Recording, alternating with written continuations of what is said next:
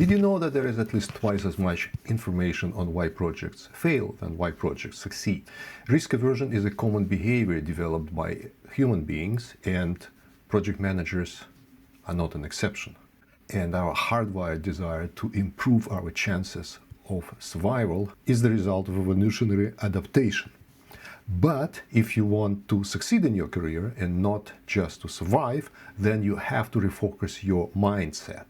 And of course, this is not just about project management. Project management, or managing by project, remains a very effective management methodology because, as mathematicians would put it, come to think of it, everything in the limit is a project if it has some restrictions.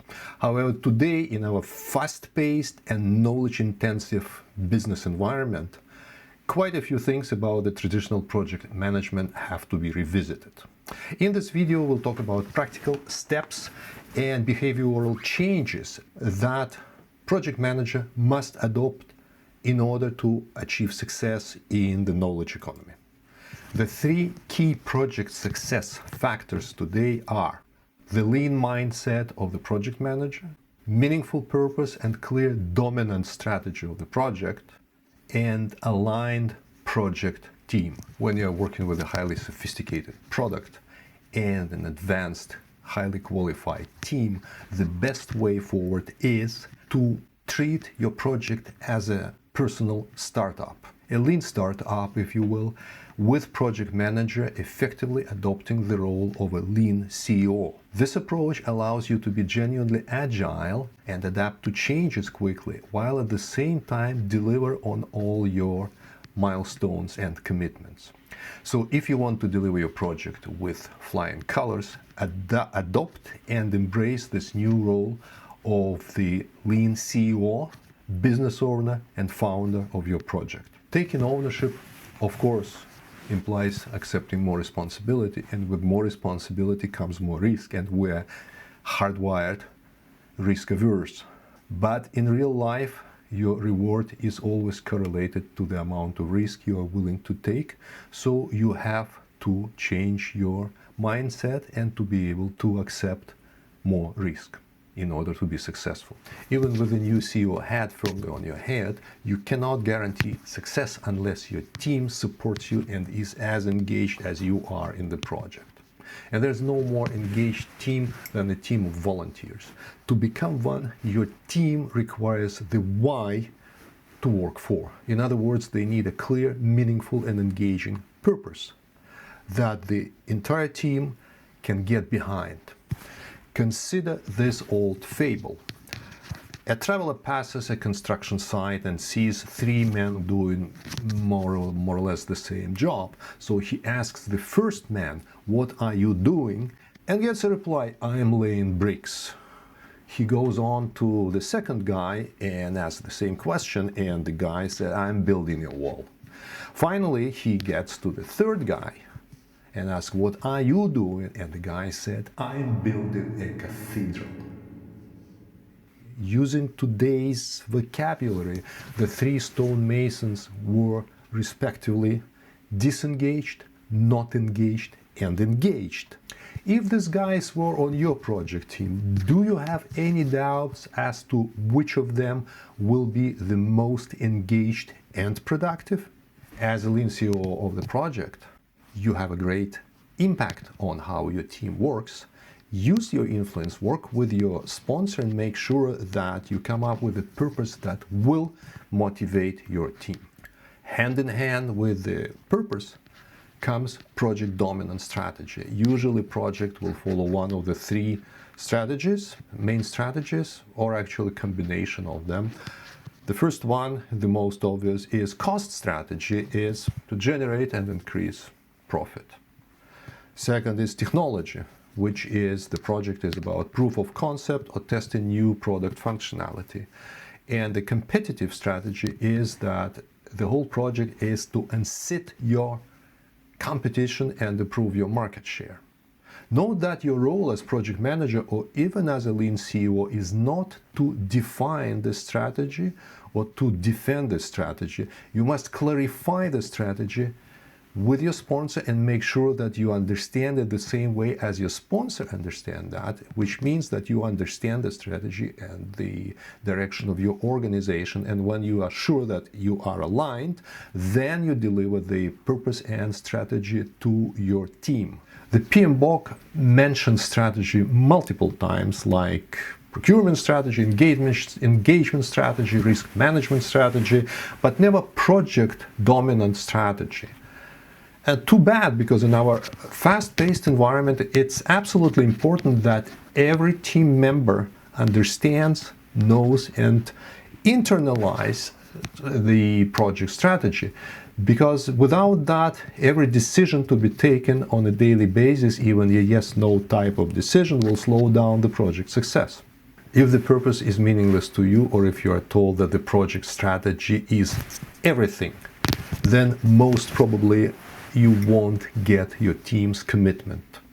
However, if such is the case, it's better to have no purpose and no official strategy. Otherwise, you will end up with team resentment and sabotage.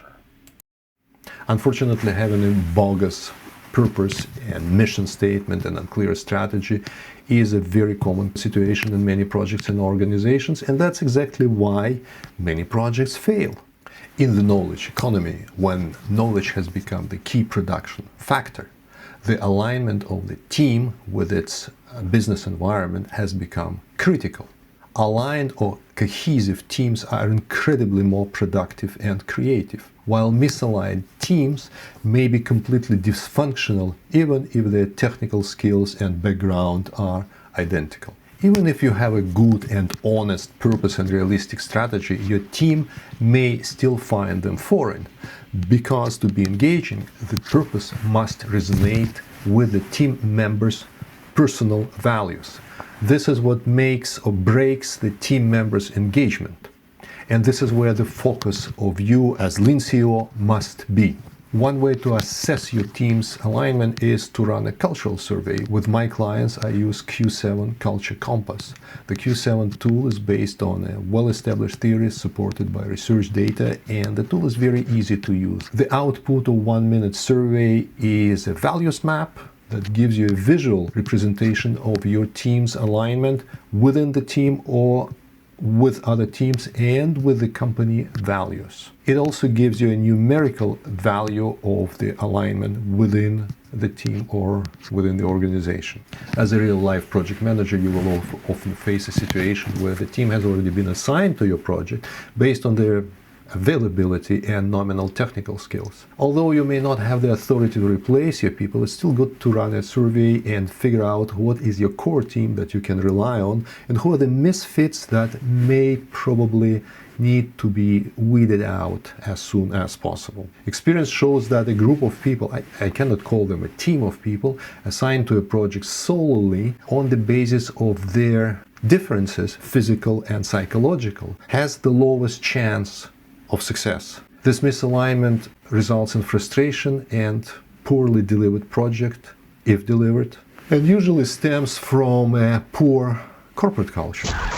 Unless, of course, your venture is a zoological garden, and then, of course, you need variety above everything else. But as most projects are high-tech related these days, and not a zoo, having a group of random people assigned to the project with minimal alignment is one of the causes of high failure rate. But don't despair. If you don't have access to Q7 Culture Compass tool or another similar tool with this functionality, there is a very simple way to improve your chances to succeed as a project manager. Simply ask your people, do you want to be on this project? By adding this element of free will to the prospect of teaming up with you, you push your project a step closer to being a volunteering endeavor, and no team is more engaged than a team of volunteers. This is exactly where your management and project management skills will shine the most. And there is another benefit to this simple low-tech exercise. If you see that there's not too many people who want to work with you on this project, then it's a red flag, and chances are that the problem is not in the project. But good news, it's not going to happen to you or people who have watched this video and know the key factors of project success in knowledge economy, which are, again, lean CEO mindset, clear purpose and dominant project strategy, and project team alignment. If you enjoyed this video or at least learned something new, don't forget to give it a thumbs up and share it with your team. Even better, subscribe, and we'll see each other again soon with more about management, project management, leadership, and engagement.